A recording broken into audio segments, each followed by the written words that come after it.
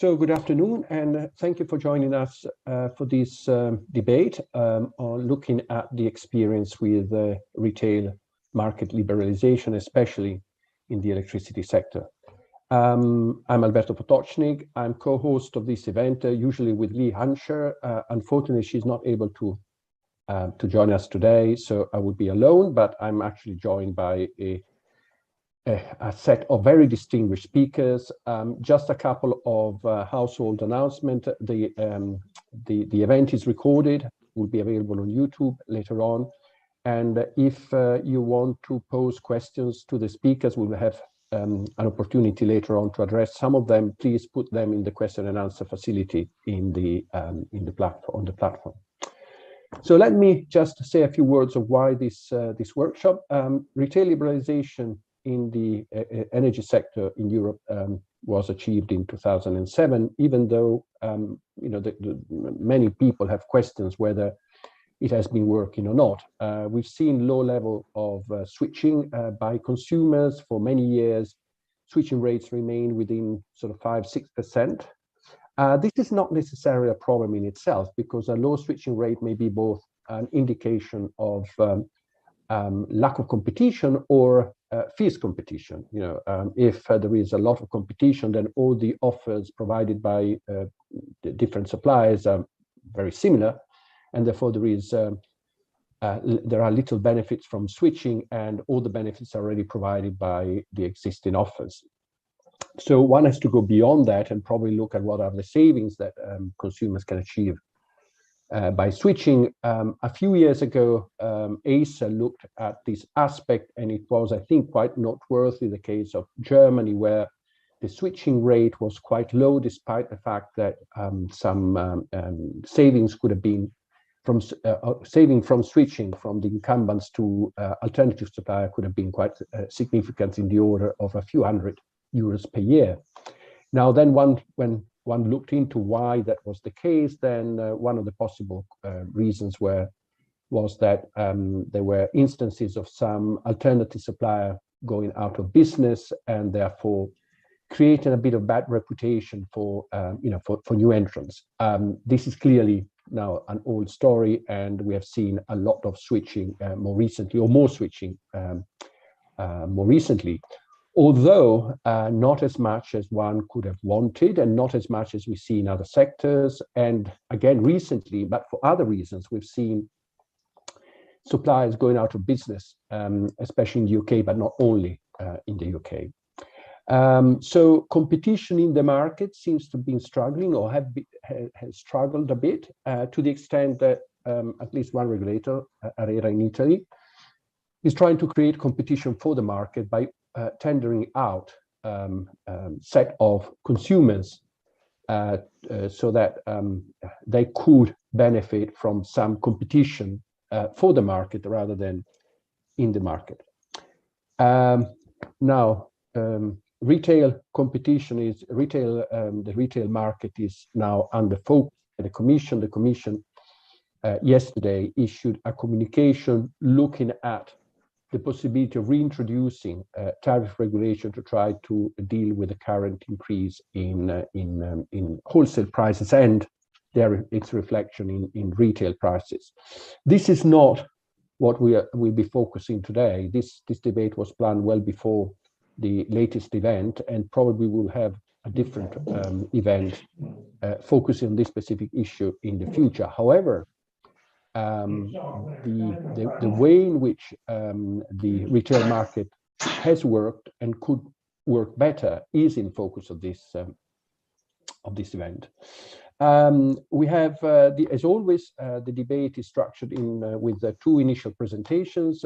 Today we have Guido Cervigni from DFC Economics and Martin Crouch from 4D Economics, providing context for the debate later on. And I'm very pleased that for debate we have Tiziana Nardo from ARERA, Natalie McCoy from representing CR, and Anne Martin from BEUC. And then we will have polls and finally the opportunity of addressing some questions from the audience. So I think without further ado, I would like to invite Guido to provide his perspective as with his introductory presentation. Thank you, Guido. The screen is yours. Thank you, Alberto. Thank you, everyone. And I will share the screen first. Okay. So I assume that you can see my screen now, the right one.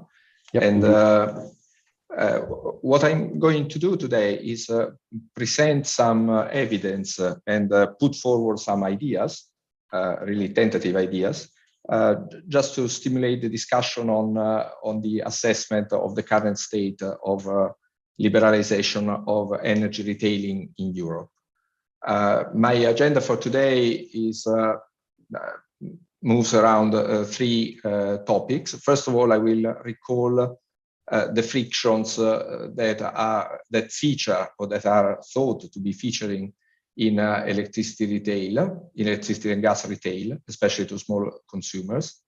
Then I will briefly discuss Europe's response to the recent surge in energy prices.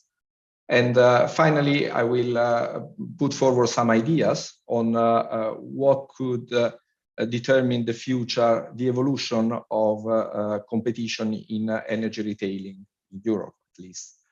The selection of the arguments may appear a bit casual, in particular the relationship between number two, the response to the recent surge in energy prices, and the future of competition in retailing might appear not immediate.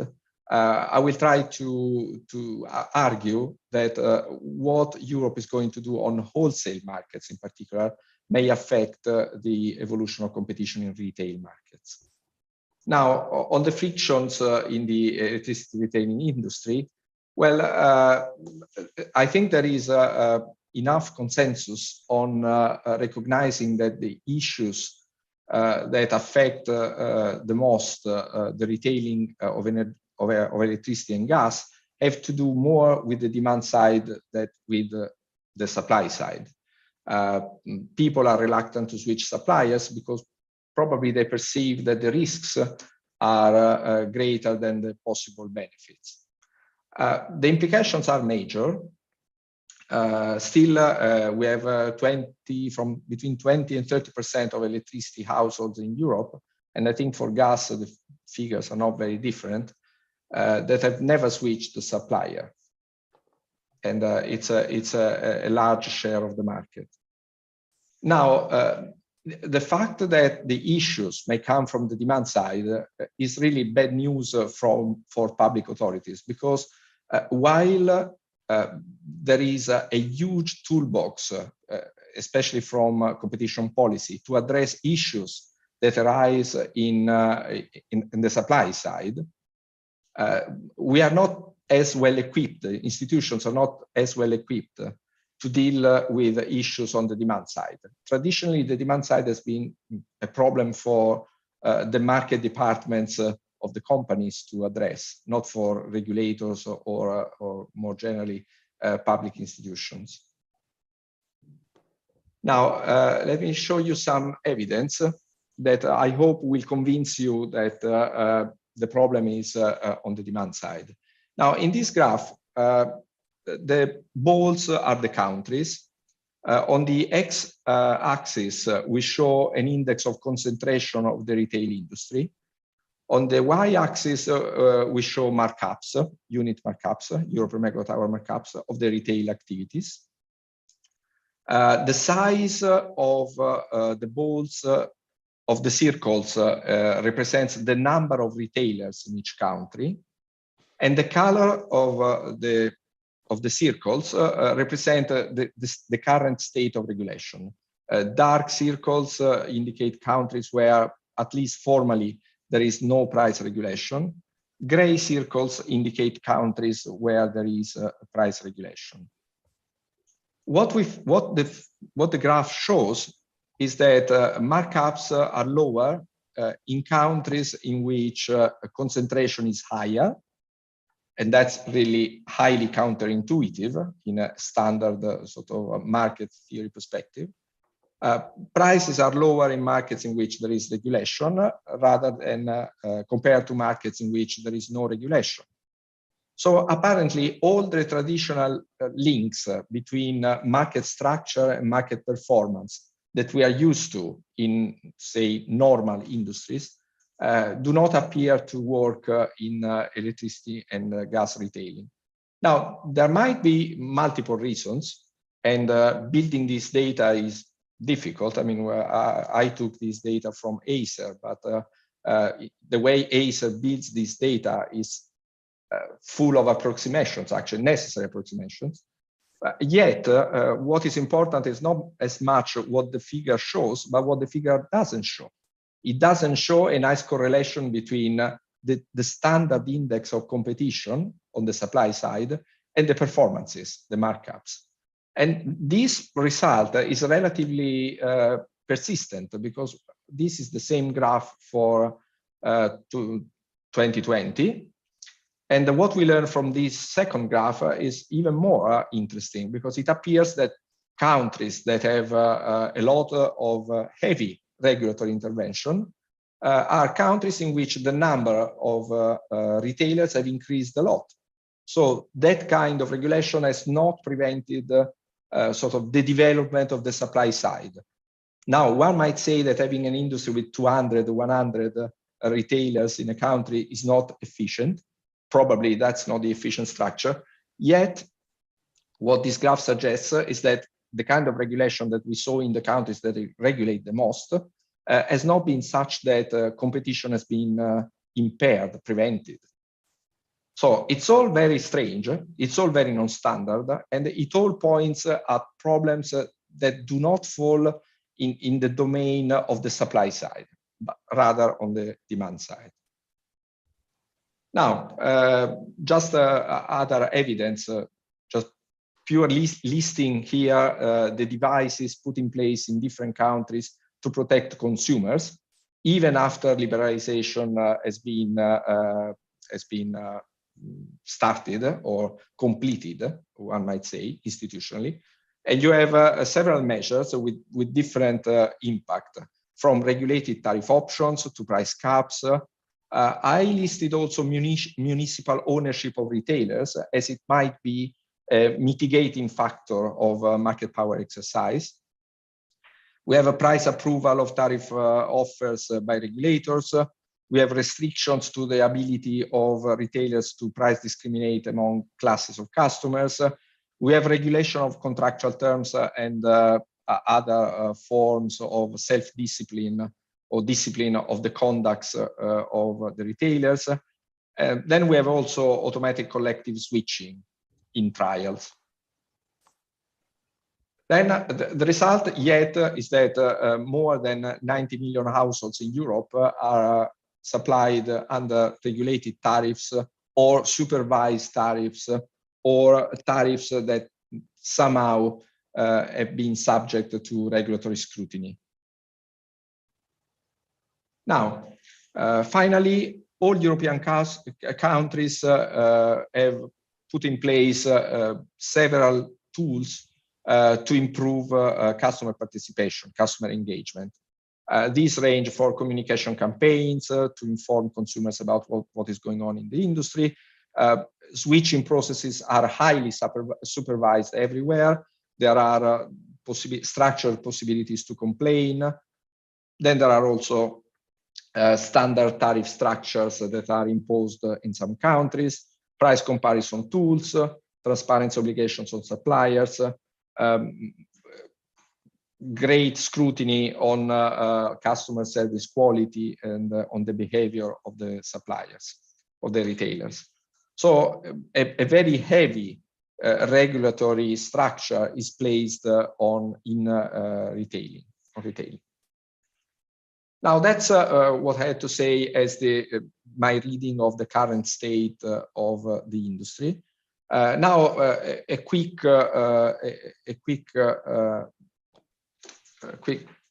thoughts on what is happening as a consequence of the price surge. First of all, what we see is that there are three main types of measures implemented in Europe to address the increasing cost of energy. The most frequent ones are direct support to selected classes of customers, the poor customers, either poor or energy poor, depending on the country. Then we had decreasing VAT. Then another typical measure was to move the cost of renewable support from tariffs to the general taxation system. And in some countries, these measures were coupled with a measure to extract rents from generators, basically. Now, the result is the one shown in the picture. I mean, all these tools with different nuances have been implemented in all European countries. What is interesting to notice, though, is that retail liberalization has, at least officially, never been questioned. And I haven't gone through what the Commission said yesterday, I must admit. But retail liberalization has not been questioned, even though no one has been, was concerned about the consequences of the measures that are being proposed in the wholesale market on the retail market. For example, if you have a unified buyer of gas for Europe, you will find it very difficult to maintain retail competition because the gas will come only through one channel. I mean, many solutions can be found to make competition in the retail industry survive, even though there is no competition at the wholesale level, but they are all very creative and possibly they would deserve a lot of discussion. Finally, what is the future of competition in energy retail markets, assuming that competition in energy retail markets will survive, that liberalization will survive this price surge? Well, what we see is that there are some new elements in energy retail markets. And perhaps one of the most interesting ones is the rise of flexibility providers. These flexibility providers will be, they are not yet for many customers, but possibly they can be a new interface between energy consumers and the market. If the value they create is for the consumers can be higher than the value that actually retailers create for consumers, there is hope that consumers will be attracted to become flexibility providers, and by that way, they will be attracted also via their flexibility providers to be active in the classical retail market, the market where they procure the electricity and gas they consume. Now, what we see now in the markets, we see a great deal of diverse business models with no clear winners. We don't even see these models. We hear them being told. So some we see, some we hear about, actually. We see consumer groups. We see providers of flexibility becoming also suppliers of energy. We see potential providers of we see suppliers of appliances becoming or promising to become suppliers of energy. We see a lot of, well, we hear a lot of talking more than we see a lot of action, but apparently many new types of retailers, of energy retailers, are to appear in the market. And that might change the competitive landscape, not only on the supply side, but also on the demand side. Because one of the distinguishing features of most of these entry in the retail market is that one party becomes the buyer of electricity sold in bundle with other services to final customers. And in that way, this single party has a completely different incentive in optimizing its purchasing strategy compared to single customers. Now, I think I've used more time than I was allowed. So I will stop here. Thank you. Thank you very much, Guido. I think it's a very interesting perspective and a good introduction to our discussion today. Martin, you are next, and we look forward to hearing what you have to say, maybe focusing more on GB, I guess. Yes, thank you very much, Alberto, and thank you for the opportunity to talk to everyone today. Hopefully you can see my slides. Yes, try and get in presentation mode, but we can see it. Yeah, that's there we go. Okay, so I guess you can probably take from my title that I don't think the story of the GB energy retail market has been a complete success. Clearly there have been some good things about it, but I think there's also been some real challenges which are highlighted by what's been going on over the last year, but were evident, I think, in the past. I don't say that because I'm opposed to competition. I'm very much an advocate of what competition can achieve, particularly in the energy infrastructure side, actually. But I think in the retail space, in the past, there's a real question as to what value it's delivered. I think I agree with Guido, actually, that it may be more valuable in the future in some of the things we hear talked about. If they transpire, there may be more value in retail competition there than there has been in the past, but I'll come back to that at the end. So what I want to do is to run through some of the history of the GB retail energy market through a few graphs, talk briefly about what the position we're in now in terms of the price increases we're seeing and the policy response to that, and then come back to what we can learn from this experience. So this is, I've got 3 graphs here, all of which are taken from the Ofgem data portal. So this first one shows switching. The top lines for electricity, the blue line below it that runs all the way across is gas. There's more electricity switching just because not everyone has gas. In the main, that's the biggest reason anyway. And retail competition in the GB energy market started in 1998. So we're actually approaching 25 years of experience. And you can see a little bit, I suppose, waves through this. So in the early years, the 2000s, switching was gradually increasing, but it was predominantly switching amongst the former incumbents. The yellow line and the red line, and then the blue lines coming in underneath are switching to more of the new entrant suppliers, which you can see grows towards the end of this period. There was a bit of a setback, I suppose, in a decline in switching around about the middle of this graph. So you can see that there's a bit of a trend down from about 2008 to 2012. Over that period, competition was being questioned. Prices had gone up in 2007, 2008 for the first time really in a major way since competition was introduced.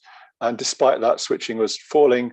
Partly, I think the view at the time was because of confusing tariff policies or tariff approaches from companies where customers didn't really know what was in their best interests. There was a profusion of different tariffs and marketing and so on, and the regulatory measures taken at the time were controversial. All of that led in the middle of the 2010 decade to a review by the Competition Authority, which proposed some remedies. Those remedies, by and large, haven't really been followed through. And the main policy intervention since then was a price cap introduced, despite the Competition Authority recommending as a majority of its panel against that. And despite that, you can see towards the end of this period, actually 2016 onwards, when the price cap was being talked about and then introduced, competition in terms of switching actually increased over that period. And we saw some interesting initiatives. We saw some, gradual increase for the first time of auto switching, lots of trials by Ofgem of collective switching, some new products coming to the market. And so I think this period towards the end is really interesting. And my next 2 slides will try and dig into what happened in the sort of 2016 onwards period. And obviously you can see right at the end of this competition falling off a cliff with the latest big increases in wholesale prices, and it's now no longer worth switching. So What's been happening to prices over the latter period? I would just highlight that this graph doesn't start at 0 on the y-axis, so the gaps between the top two lines are the sorts of prices that non-switching customers are paying, and the bottom lines are the prices that are available if you switch to a new supplier or if you've switched recently. So that the gaps aren't quite as big as they look on this graph, but you can still see, you know, the numbers mentioned before of a sort of €300 difference in annual prices for electricity and gas added together for a typical size customer is fairly typical over a lot of this period. There was a bit of a squeezing of the gaps between the prices available at the time the price cap came into effect, which is the middle of this graph, but then it widened again, and competition in terms of switching picked up before obviously closing right at the end of this graph as we start to see the effect of the wholesale price surges. Interestingly, I guess at the end it picked up more quickly in that, you know, the incumbent large suppliers raised their prices for new customers more quickly than some of the new suppliers did, which may be one of the reasons why more of the new suppliers have got into trouble recently. But in terms of the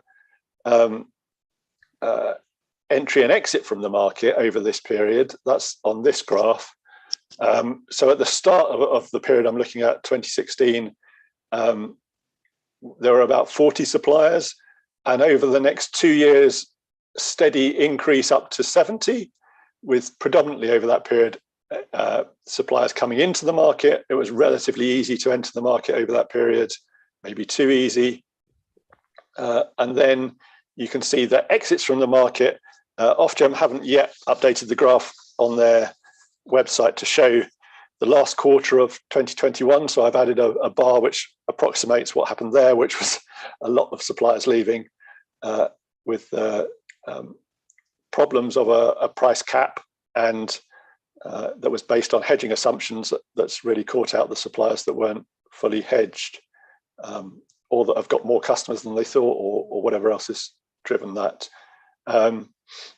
You can still see that there's some overlap between when suppliers started to exit, and there was, you know, quite a few exits over the past 3 or 4 years. I don't think exiting the market is completely a new thing in the GB market, and to some extent that's a sign of healthy competition. You'd expect entry and exit, and you'd hope that the market can accommodate that. One of the things I want to highlight is, which I think was apparent from even the early exits over this period in sort of 2016, 2017, was that when those suppliers exited, they exited in a position where quite a few customers had credit balances. So in essence had money that was on the account of the suppliers, and under normal bankruptcy rules, those customers would have lost that money. And Ofgem introduced a deliberate policy to say that can't happen. Those customers' balances should be protected. So the new supplier that takes on the customers, A, should ensure continuity of supply, B, should honour those balances that the customers have got, and where customers were in deficit, didn't have credit balances but actually owed money to the supplier, they needed to have a reasonable policy for recouping that over time, and not anything too drastic, particularly if the customer was struggling to pay. So a very customer-friendly process. And one of the really good things from that is, despite all of these exits, in the main, the customers of those suppliers that have exited have been protected and haven't been unduly disadvantaged. Some of them have struggled a bit with getting in contact with the suppliers and with the customer service side, but financially they've been largely protected. The risk that I think was very evident in 2016 was that this leaves a position where suppliers can make money while the sun shines and can then exit the market without much consequence for them. So you see a position over this period where some suppliers took big risks with their hedging strategy, and when that paid out in their favor, they took the dividends out of the company and benefited. And as soon as the position flipped and it was no longer in their favor, in essence, they could just walk away and still keep the dividends they'd earned from the past. So it was a one-way bet. It was a moral hazard problem, as economists would say. And despite it being evident in 2016, I think the real challenge is that it's only now that Ofgem's really starting to do things to fix those problems. Equally, I think there were, as I said before, there were trials of collective switching and so on, which just led to more trials, and nothing was ever really introduced beyond that. Lots of other trials and assessments of what was needed for the exciting new digitalized retail market with lots of different suppliers, but not much really done to bring that about, I think. So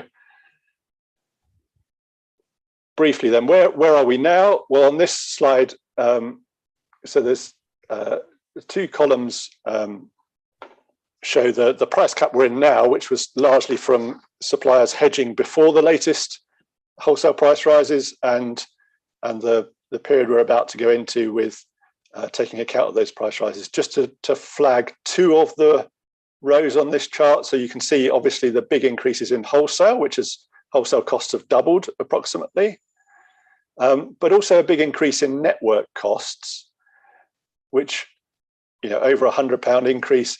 That's not mostly the costs of running the networks increasing.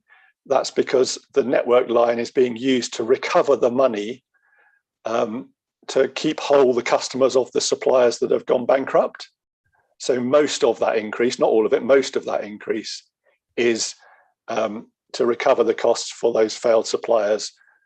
And the expectation is that both the wholesale and the network, that element of the network lines, are going to increase dramatically again for the next 6 months. People are talking about another 50% increase, so that would take it up to £3,000 a year, very nearly, which is a massive jump, and obviously very, very difficult for a lot of customers. In response to that, we've had some income type support from government, I would say, and a number of actions from Ofgem. One of them, you know, for example, is making it harder to enter the market. And they've said they'll take longer to issue licenses to anyone who wants to come into the market. There'll be more financial checks. The bottom two here are primarily designed to, I think, stop competition being too disruptive if wholesale prices fall.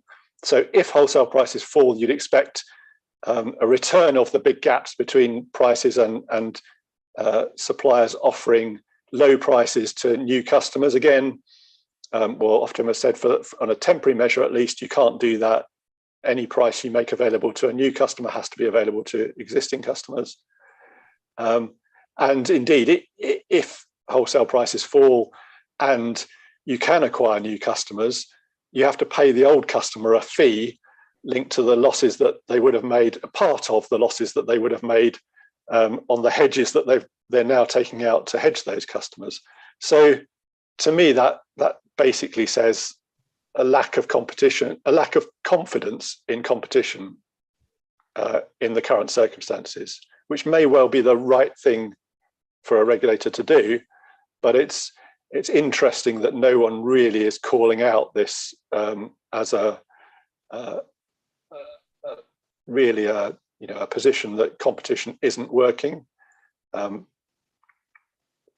finally, then the lesson. So I think I would agree with what Guido was saying. You know, customers don't particularly like retail competition. They don't want to switch. And I think in any evaluation, it's important to remember and keep reminding ourselves switching is a cost, not a benefit in the market. I don't think it's that clear that in the past retail competition has worked well, and regulators get a really hard, as a former regulator, I know regulators get a really hard stick on this, and it's impossible maybe to be right as a regulator. It's impossible to please everyone all of the time, but there's a little bit, I think, in retail market more than anything else where GB regulation seems to have either been reviews which take a very long time and don't actually deliver any meaningful change, or, as we've seen in the last one, some pretty swift reactions to try and stop things changing. Despite all that, I do have elements of optimism for the future. As Guido said, I think the future of the energy sector is really exciting, and it may be that retail competition with new participants is the best way to serve customers in that future. But I do think the rules and the regulations around retail would have to change to enable that, and opportunities to change them have so far not been taken. Thank you. Thank you very much, Martin. Thanks a lot for presenting a very interesting perspective of the GB market. I have to say that we invited Ofgem to participate in the debate, but last night they confirmed that they were too busy in dealing with the current situation, and no one from their side could join us for this event. So thanks a lot to Guido and Martin for their introductory presentations. Now we move to the debate. As I mentioned, we have three very distinguished panelists, Tiziana Nardo from ARERA, Natalie McCoy from ERSE, but also representing CR. She's the convener, the chair of their co-chair of one of their working groups, and then Anna Martin from BEUC. So I would start from Tiziana. If you could provide an initial perspective, and then there will be a further opportunity to comment after we run the polls. So Tiziana, the screen is yours. Thank you. Good afternoon, everybody. I'll try to stick to my 5 minutes, although the topic is quite complex and we need much more space. But okay, as Guido was mentioning in his presentation, we basically held an experiment last year that proved to be quite successful, because in Italy, just to give you a little bit of background, we have already in place default suppliers who provide, let's say, a safety net to those customers. So supplier is unable to provide energy because, for instance, exited the market, and especially during the specific circumstances of high prices of energy, the rules of this specific last resort services proved to be quite effective. There are different types of last resort services addressed to different types of customers, and talking about the smaller ones, so households and micro undertakings, nowadays they are supplied under the scheme that it's called Maggior Tutela.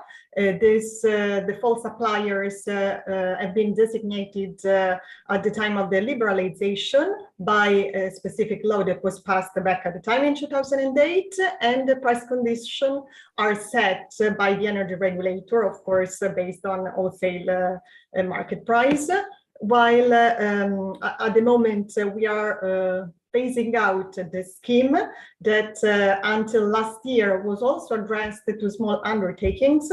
Those undertakings now are provided in another last resort supply scheme that it's called the Tutele Graduali. We are quite creative with names, and there are two main differences between the two schemes, because in this second scheme, last resort suppliers have been appointed after an auction, so it was basically an open market procedure, and price conditions are not set by the regulator, but result directly from the auction. And just to give you a little bit of insight on this experiment that I said before, it was quite successful. There was quite high competition. On average, there were more than 30 participants, quite big undertakings, because there were specific requirements to participate to this auction. The price resulting again was quite competitive.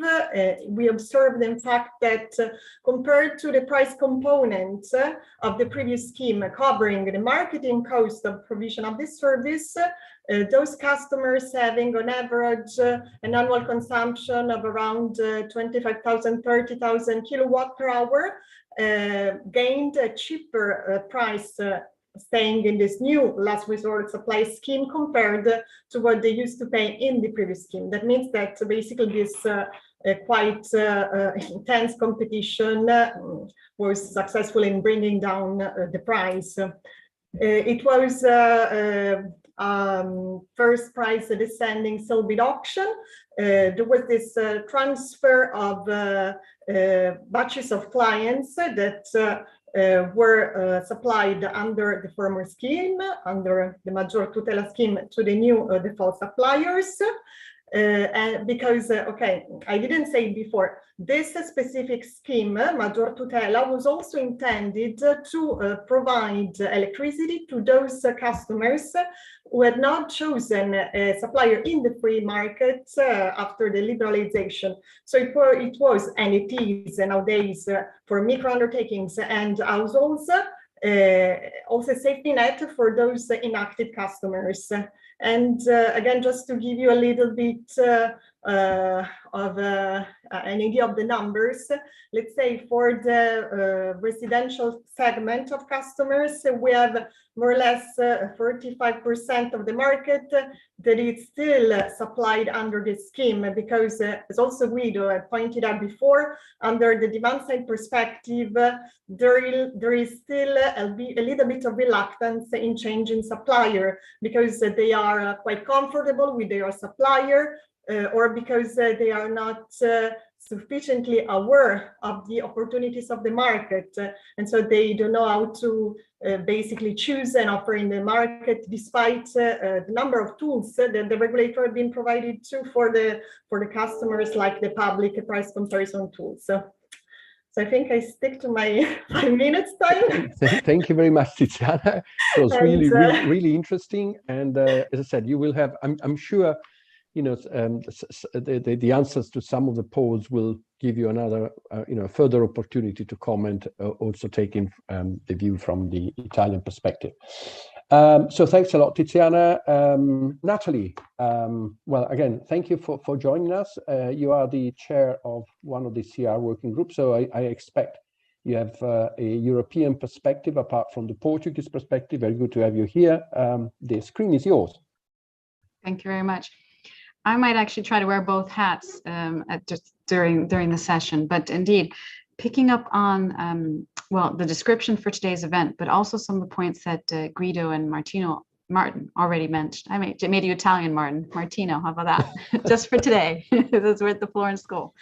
But I actually wanted to turn things around and maybe challenge you with reverse questions, you know. So we're talking about switching. What is the right level, right? So when is it too low or when is it too high?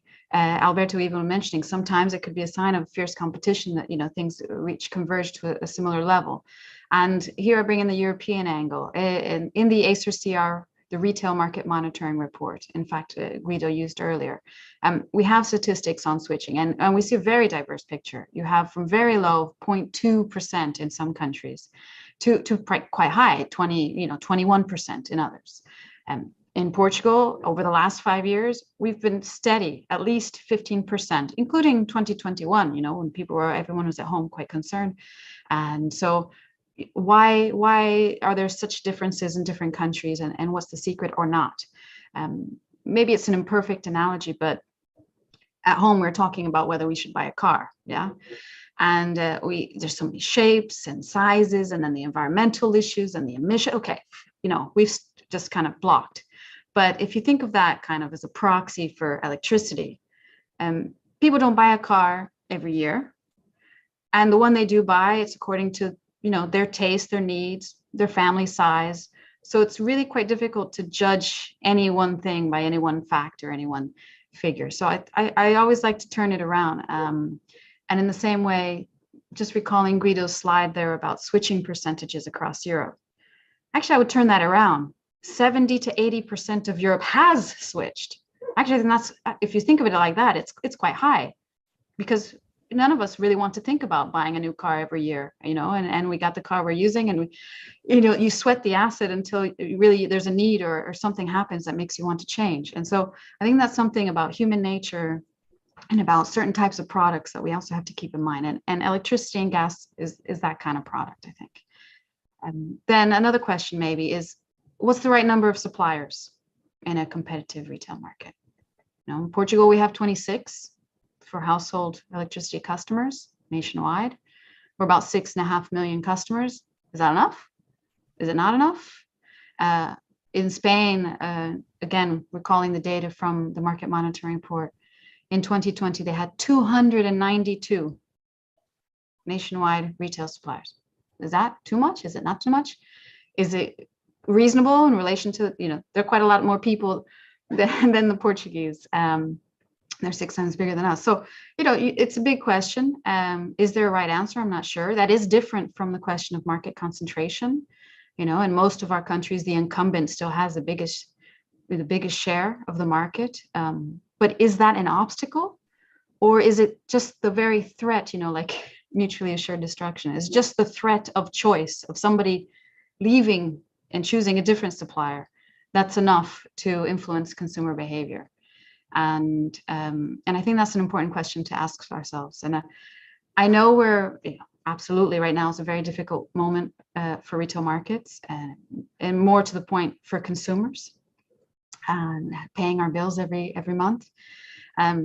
Usually in most conversations for people who know me, I end up having some kind of food or cooking reference, and it gets a bit tedious. But today, actually, I was going to use a weather one, and I wanted to talk about storms and weather patterns. Because I think what we have right here is, you know, a perfect storm. You know, there's this major geopolitical humanitarian crisis, you know, economic recovery following a pandemic, extreme increases in prices due to some of the above. But this is a huge storm, and it's a terrible moment. But does this storm make a weather pattern, you know, a tendency and a direction for the future? I hope not. You know, that's my very firm wish, and that this is some kind of freak cyclone, if you will. You know, lots of damage, we'll have to rebuild and, you know, get stronger, but we will. And I hope that's the case for retail markets, and that we don't, you know, abandon all the progress we have. Because I think 15 years of liberalization, we have seen some progress. And although I take Martin's point, you know, how much has it really benefited us?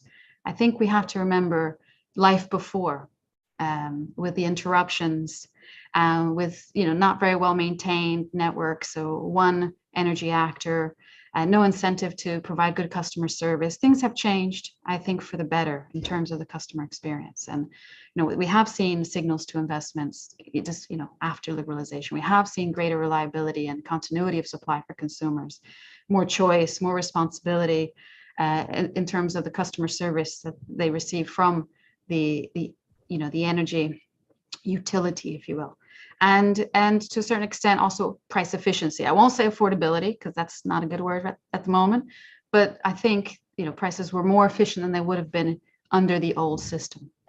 So I think that's something that we have to remember as well when we think about, has it worked, has it not worked, and what's the benefit? I fully agree with both Guido and Martin's comments about the future and the potential of, if you will, a more democratic energy system where we can all participate, and there's the digitalization factor and the decentralization factor that gives us more choices and more control as well, to manage our expenses and our energy needs. So I think that's really important to keep in mind. Obviously, the current situation, you know, you see prices going up by 300% in some households. Yeah, that's a real life problem. That's not just a webinar discussion. That's the real world stuff, and it's not easy to find, you know, how to deal with that. And I think that when we start talking about these kind of, if you will, current affairs or real life current short-term issues, you know, we start to discuss, like Guido was showing, the types of measures you can do to help people through those difficult times. And I think what's more important at this point is to have in place the support system and a framework that can help consumers. And that's more of a political arena, which is the right one. Is it a voucher? Is it a VAT discount? Is it, an example here has been to inject a lot of political policy costs into the network access tariffs and bring those right down by astronomical amounts so that, you know, overall the bill doesn't go up so much. So different ways to deal with the short-term problems. Do these mean that over the long term, the weather pattern, you know, needs to be completely rethought and redesigned? I'm not sure. Are there problems at the moment? Certainly. Can the market design that we've been using over the last, 15 years be improved? Absolutely. Do we need to tweak it and refine it and improve it to be able to do for the future the different kinds of things that we're talking about? I think there's no doubt about that. And maybe to bring back also a point, the link between the wholesale and the retail. I think here the work that ACER is right now doing to assess the functioning of the electricity wholesale markets is very important to answer some of these questions and others, and to make that relationship. And how can we ensure in a decarbonized future with a lot of renewables and attracting that investment? Maybe it's through the Commission's discussions as well, PPAs to help attract different prices, but also facilitate the hedging. Also discussions about, suppliers and the requirements for them to enter and stay in the market. I think that's also an important issue that we're already, it's already on the table, and it's something that people seem to be converging around. The need to maybe rethink how easy it is to play the game if you're not going to be able to stay till the end. But I think that competition is another way of if you will, weeding out those situations. Unfortunately, it means that the consumers, will be the how do you say, not the collateral, the collateral damage, but that they will suffer unless there's a really strong framework in place. And I think that's where we're now, most of us have suppliers of last resort in place. They're really showing their worth now and having to earn their keep, and consumers are having real life situations of being transferred, and we're learning that it's working, and in some cases it could be improved. And I think that's something that also as regulators we have to keep in mind to make sure that nothing is perfect, and in fact regulation is to correct imperfections, but we certainly have to have in place the framework to provide that support and to ensure that the right results come through overwhelmingly on balance. Because we always say this, markets don't exist just for their own sake. They exist because they do something, and they do deliver a benefit, a value for money, improved quality, whatever you'd like to add other examples of your own. But I think it's important that we remember that they're only so good as they offer something in return. And maybe just one last thought, again with my CR hat, but here maybe linking and bridging over to Anna with BEUC. We have a joint vision for energy consumers, and it revolves around 6 core principles, the ASPIRE principles. And I hope you all know them already, but in case you don't, they're affordability, simplicity, protection, inclusiveness, reliability, and empowerment. And I think these are the 6 touchstones that you can, refer back to for any policy or any measure or any framework that you're thinking, and ask yourself, is this going to contribute to simplicity? Is this going to guarantee reliability? No, go down through the list in any way. If it doesn't, maybe stop and think whether it's the appropriate solution. So I think these are the kinds of issues as regulators we can bring to the table, but also all of us thinking about what to do next and how can we improve and certainly future-proof our retail market design. So I'll stop here because I've probably been too long already. Thank you, Natalie. Thanks a lot. Go straight to Anna. Anna, the consumer's perspective. Yeah, thank you very much. And indeed, it was a perfect bridge from Natalie, because I was also about to speak about our joint vision.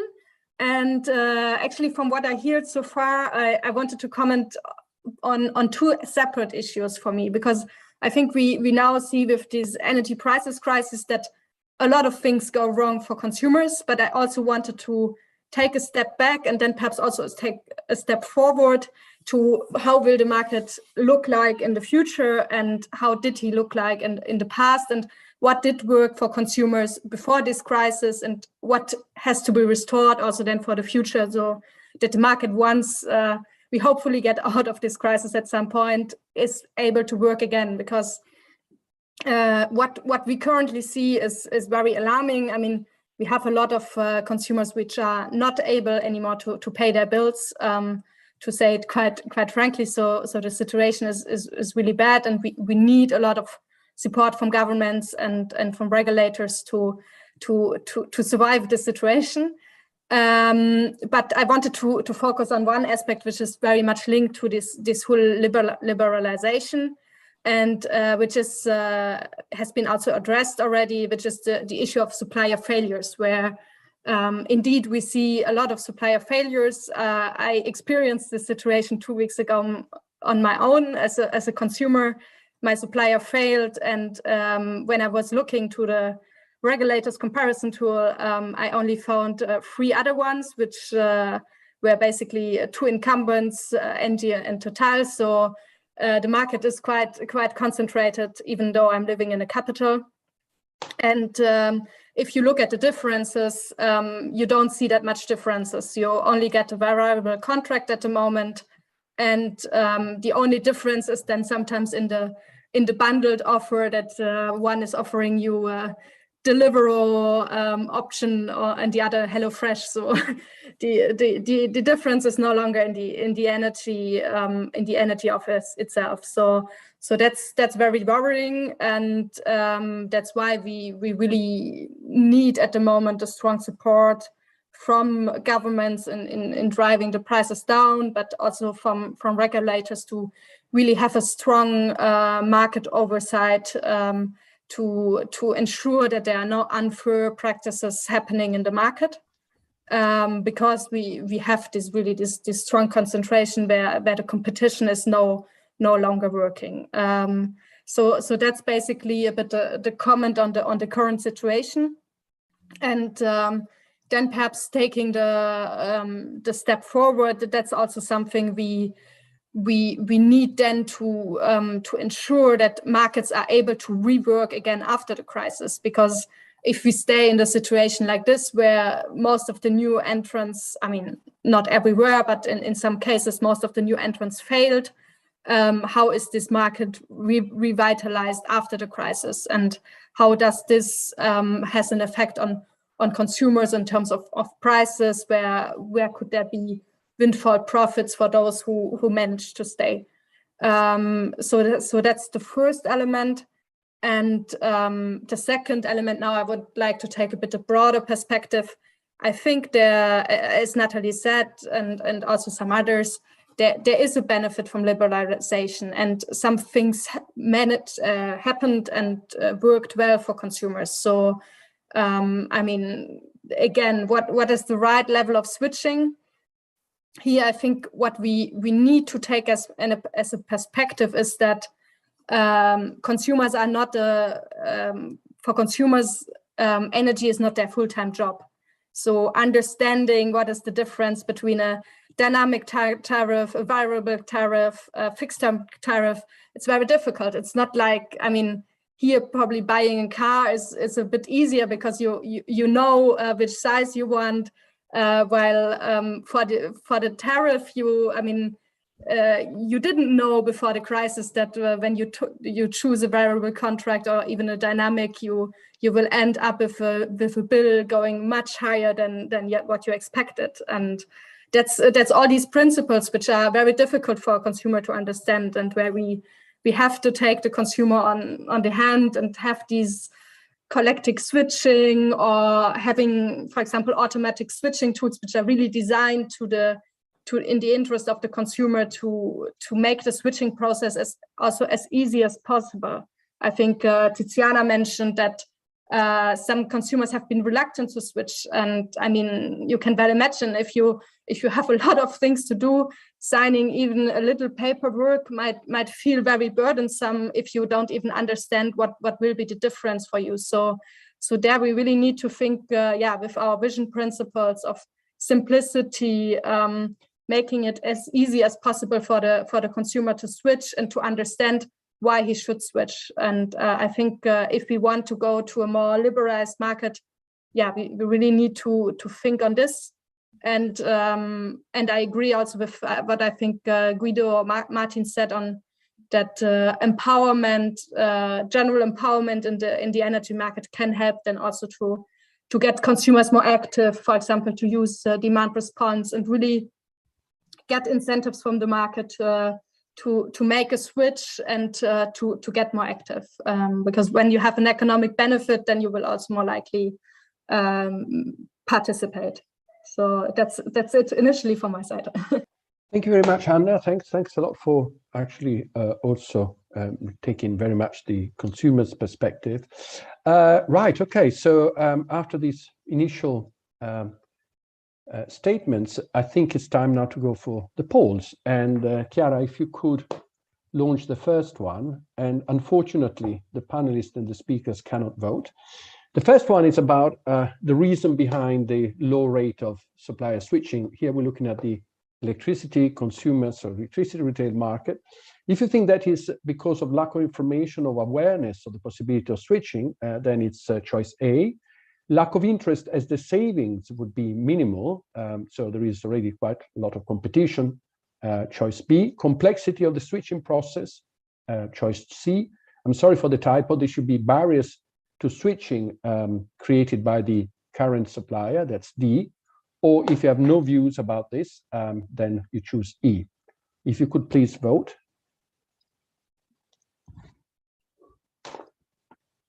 Well, that's quite interesting. We seems to have a majority lack of interest as the saving are quite minimal, which seems to suggest that most of our participants believe that, well, there is some sort of competition out there, and which actually what Martin was showing, at least in GB, seems to be questioning it, but at least this is a perception of the audience. Okay, so thanks a lot. Then we move to the second question, and the second question is about suppliers going out of business. A number of suppliers have recently gone out of business following the sharp increase in wholesale electricity prices. Then the question is, going forward, should any measure be taken to avoid this to repeat in the future? If you think that suppliers should be required to hedge their purchases on the spot market, at least with respect to their fixed price supply contract portfolio, then you choose option A. Suppliers should be incentivized, encouraged to hedge, so not required, but at least encouraged to hedge their purchases on the spot market, at least with respect to their fixed price supply contracts. That's your choice B. Suppliers should be prevented from offering fixed price contract unless they can prove that they would not be exposed to the risk of bankruptcies. That's C. If you think there is no need for regular intervention, it's D. Otherwise, if you have no views, that's option E.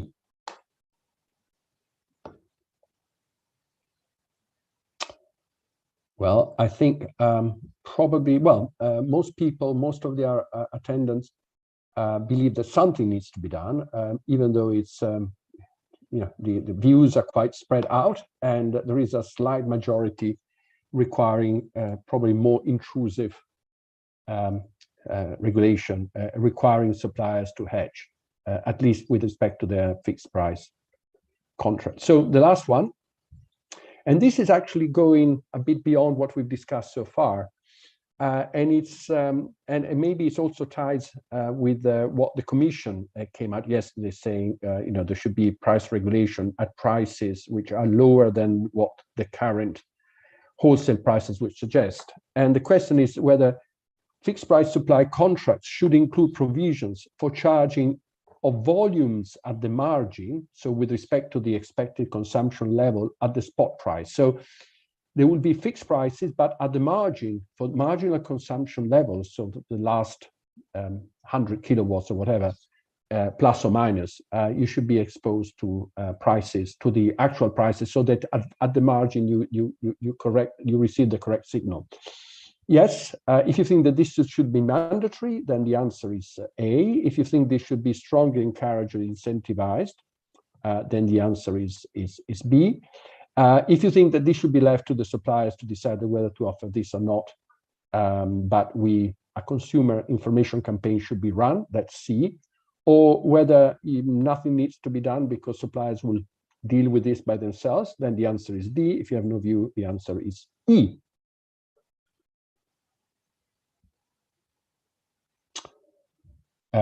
Well, again, I think it's it's quite interesting. The audience is quite spread out. The idea of having this as mandatory doesn't attract a lot of attention. It's more to be left to the market, maybe with some majority saying that consumers should be better informed.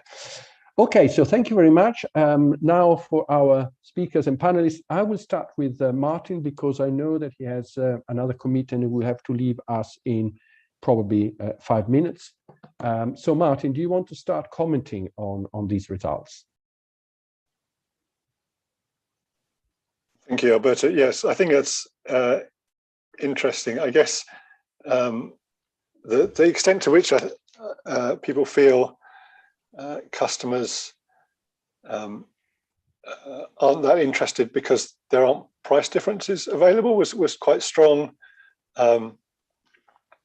And to me, that's one of the underlying issues with the market. I think at the moment, I do see it as very different from a market for people choosing cars or mobile phones or something, because and those customers actually actively want to choose a new product, which I think is different for a commodity product like energy. So I do think the message to customers has been, you might not want all this hassle of switching, but you have to do it in order to save 200-300 euros a year, and still 80% every year don't. Most do over time, but I do think it's quite a different market, and I would agree with what was said before. Actually, we have seen improvements in customer service and all the other things. I think actually we've seen bigger improvements from the network companies sometimes, rather than from retail competition. But okay, thank you very much. Tiziana, any views on the answers we got from our audience? Yes, they touched upon what basically we anticipated before in terms of difficulty from customers' perspective to understand, and also maybe, okay, let's put aside this particular period where it's different to gain savings in this particular context, but what we have observed, at least by monitoring the offers that are uploaded in our comparison tools, that there are possibilities for savings for customers, but it's also true that contracts that you compare may contain different bundled products, and therefore competition, it's not only on the commodity price that can be more or less the same among suppliers, but also on other elements of the contracts. And if the customers is able to assess and compare what is buying beside obviously the commodity, it may achieve some savings, but what we still see is a little bit of reluctance because they cannot still compare. So I think from our perspective as regulator, what we are trying to do, what we are working hard on, is providing customers with different tools to make this comparison easier for the customer, because if they are able to compare and assess, they can make an informed choice, and then can maybe be more keen in changing suppliers. Again, beside this particular period where it's difficult for every customer. Thank you. Anna, how do you read the results? Yeah, no, it's very interesting to see these topics. For me, what was interesting was the element on the hedging. I think that's indeed an issue which we saw with the supplier failures, that a lot of suppliers, like good weather suppliers, let's call them like this, failed because they were already before the crisis poorly capitalized. and didn't foresee any risks, and not at all, of course, what happens now in the market. And the second element, what I think interesting is this idea on the fixed term tariffs. Here, I think, I mean, for consumers, not all the consumers are the same, and for some consumers, a fixed term contract is very important to foresee the budget, to be able to plan. Having said that, we work strongly on incentivizing consumers to save energy and to make, for example, renovation works, engage in producing their own renewable electricity. And I think, yeah, I mean, we need to adapt to different types of customers. I mean, there might be customers, for example, for health reasons, need to heat more. And so for them, that would be then a problem to have these be penalized for a very high consumption, while others are more flexible and can also more flexibly react in terms of budget. So there we need to look on different consumer perspectives. Thank you very much, Anna. Natalie, your reading of the answers, do they comply with sort of with what we're expecting? I was quite interested to see, because there's been a lot of discussion in these and other events about, the suppliers, do they need to have stricter rules to enter the market, and should we tighten up the requirements? And I think that it was interesting to see, although people said, yes, let's do something, it didn't seem like there was a will to make everything mandatory. So it's still kind of, okay, let's incentivize it, or let's recommend, or let's encourage, but it wasn't make it mandatory and absolutely, do or die. So I was interested to see that was kind of a, okay, let's, try to promote better business behavior, but maybe not intervene too heavily in the regulation. So I was surprised a little bit by that, I guess, goodwill. But I think also, as we were saying, maybe it was Anna was just saying, I mean, this has been a real reality check for suppliers who didn't hedge and weren't fully prepared, and they will be taking, I would hope and expect that going forward, these kind of companies would be taking good notes to protect themselves for their own interest, in any case. And so I think, whether it needs to be mandatory or just very much encouraged as guidelines, that's an interesting discussion. Thank you, Natalie. Guido.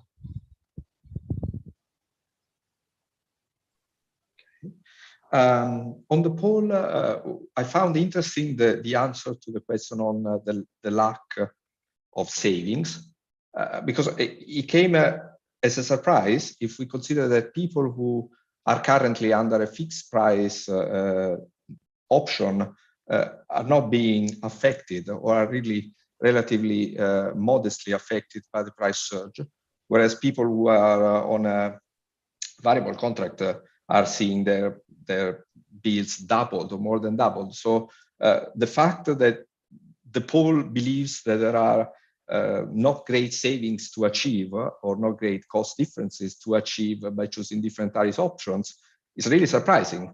And it is telling that that's not the problem for me. I mean, I am a driver, the sort of casual driver, but I drive 5 kilometers more or less to buy petrol at 5 euro cents per liter less. This is a feature, the characteristic of most husbands, actually, I'm told. But on electricity, I'm too lazy to choose tariff options that would have saved me 1,000 euros this year. So the problem is not there. And the fact that people believe that there are not enough savings is the signal of another problem. Either they don't understand what is going on, or they don't care, or they really don't want to switch. They don't want to spend their energies to switch.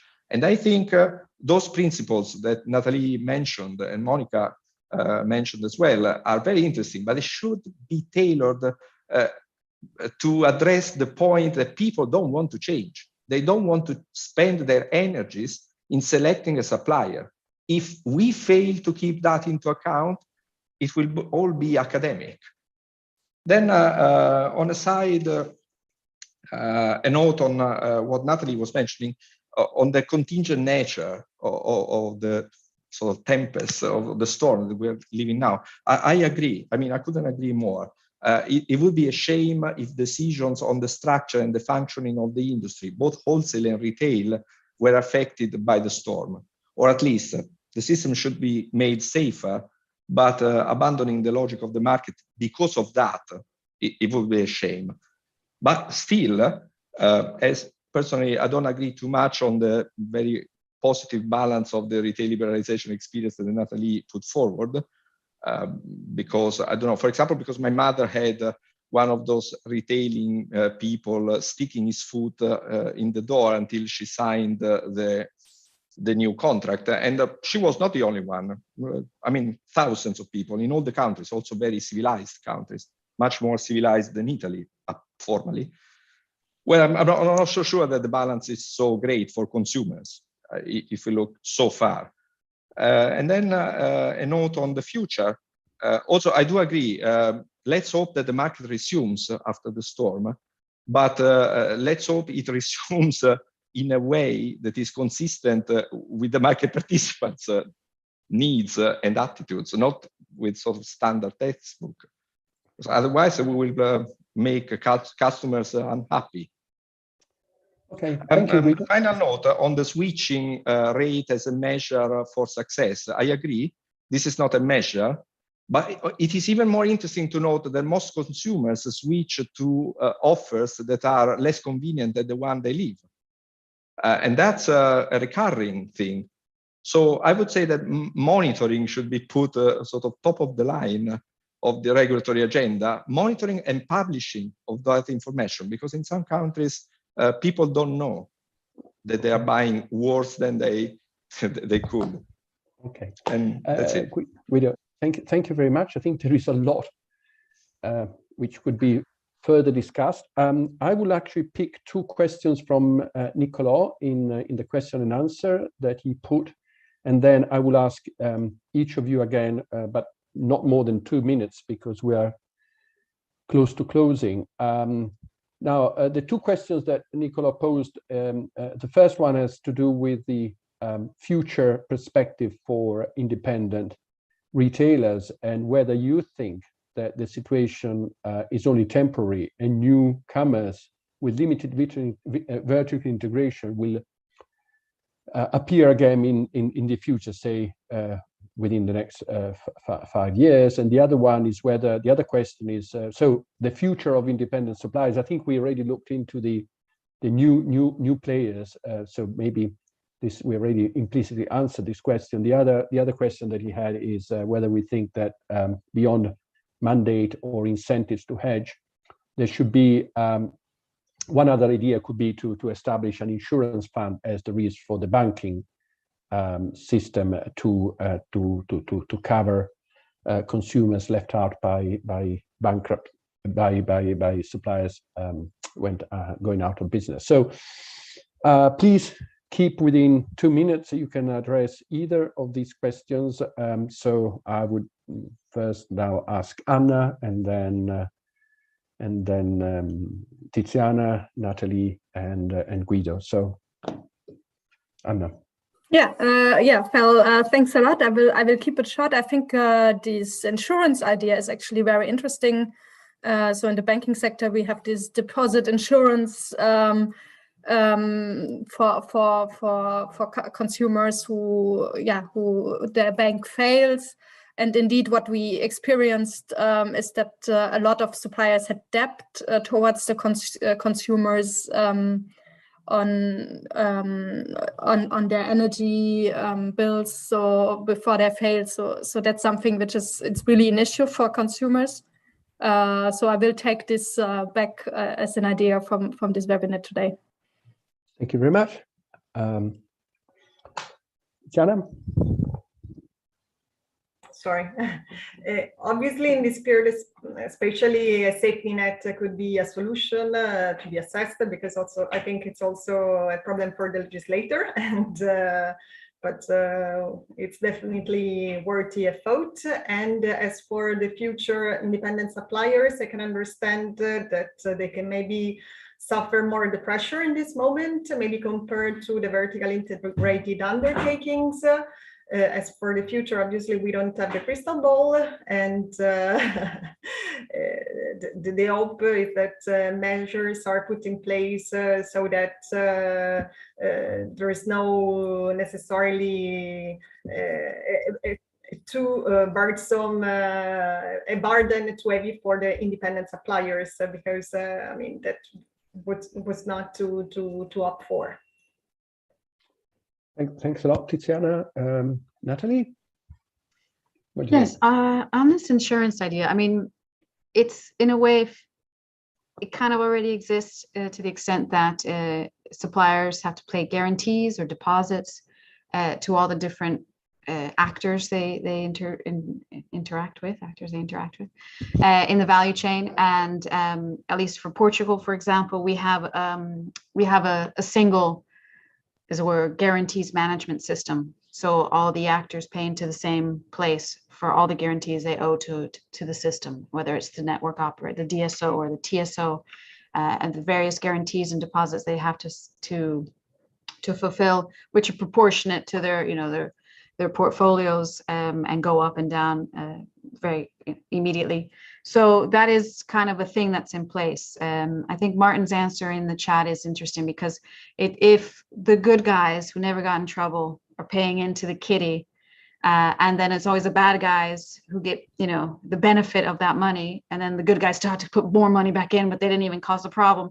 It does eventually create some tensions among the different players. And so that the idea of, the risk levels influencing how much you pay into the system, that's an interesting angle. And it's certainly something that the kitty has been there for some time, but it's a question of, now that we're having to use them, what will be the impacts afterwards, and the reaction of the suppliers who have been putting into that kitty, and incumbents or otherwise. And that also relates to the very issue of the level of the guarantees, and that's something that's highly debated across Europe, where in some countries the requirements are quite low to facilitate market entry for new actors and smaller suppliers. In other countries, for fear of problems, the setting of the level is a bit higher, and so then it's a question of, is it too high for smaller suppliers to enter? And so there's a discussion there about to what extent is the requirement necessary to ensure that only serious players can come in, and we don't have situations of bankruptcy and risk to consumers, versus the negative potential of limiting competition by dissuading new entrants from coming on because they have to put up front quite a lot of capital. So it's an interesting discussion. I think the recent experience shows us it's worth having, and the question of having a collective pot where all of this is managed and centralized is happening in several places. In Iberia, at least, we're doing it, and so that's a question to be explored, whether it works well or not. Thank you, Natalie. Guido, 2 minutes. Yes, I feel attracted by the question on the independent retailers, and that I don't know, maybe I'm wrong, but my perception is often when we discuss about independent retailers, we have in mind these very dynamic small companies of 50 people set up in the countries with great websites, etc., etc. Well, if as an evolution of the market, we will end up doing without this kind of independent retailers, I'm not really sure that will be bad for consumers, because actually electricity and gas retailing is a business for companies with big pockets. And as Natalie mentioned before, it is all but obvious that having too many retailers is good. The more the merrier. Not perhaps in this industry. This is not an industry for small players. This is an industry, the retailing industry is a business for big players. So if we think of independent retailers as big companies like, I don't know, Google, Amazon, Virgin, so very big companies, banks, postal company, mail companies, as in Italy is happening, for example, now, then as long as we don't mess up too much with the wholesale markets, preventing those companies to hedge when they have to hedge, I don't see why independent retailers should be overly penalized in the future, or they should not come back. I don't think the problem of the retail industry is how many retailers, is the identity of the retailers, the features of the retailers that we have, the characteristics that we have now. Done. Thank you very much, Guido. I think we've come into the end. I do not attempt to draw conclusions. I think it has been a very lively debate. Maybe one conclusion that comes to my mind is that after 15 years of retail liberalization, we're still trying to understand what's going on and why consumers decide to switch and not to switch. I have to say that, you know, an example that I've been using for many years is that if you ask any toddler or any adult or any elderly person, as I am, you know, what is a car, or even what is a 1 gigabyte of memory, you know, in IT devices, most people would know, you know, how many pictures you can store, etc. If you ask what is a kilowatt hour, people will struggle. I mean, in the old days, it was, you know, forgetting the light on in the kitchen overnight. But ask around, you know, ask people who are not in the trade what a kilowatt hour. So if you don't really know what you're buying, how can you know, what to choose? But this is possibly changing now, and I'm sure there will be ways of making sure that consumers know what they're buying. So anyway, thank you very much. Thanks to Guido and Martin that had to leave. Thank you to Tiziana, Natalie, and Anna, who made a very lively debate, contrasting different views, or contributing to the debate with different views. The next debate of this series will be in 4 weeks. At the moment, what is planning is another consumer topic, which is the idea of introducing capacity subscriptions for consumers, so consumers to choose their level of continuity of supply and pay for it. So those who want a lower level, happy with a lower level of continuity of supply, except for their basic consumption needs, that may have a cheaper rate, and those who might want more security and continuity of supply, higher rate. It may be displaced by a new topic coming up from the recent, well, the communication yesterday. I'm looking into it, and I think there might be a new topic still to do with consumers, but watch this space. So for the time being, thanks a lot to all of you. Thanks a lot to all participants who listened to this debate and provided their input through the polls. And last but by no means least, thanks a lot to Chiara in the background, without whom this debate would have never seen the light of day. So again, my gratitude to all of you, and see you soon at another event at the Florence School of Regulation. Bye-bye. Thank you. Thank you, Alberto. Thank you, everyone. Bye-bye. Thanks a lot. Bye.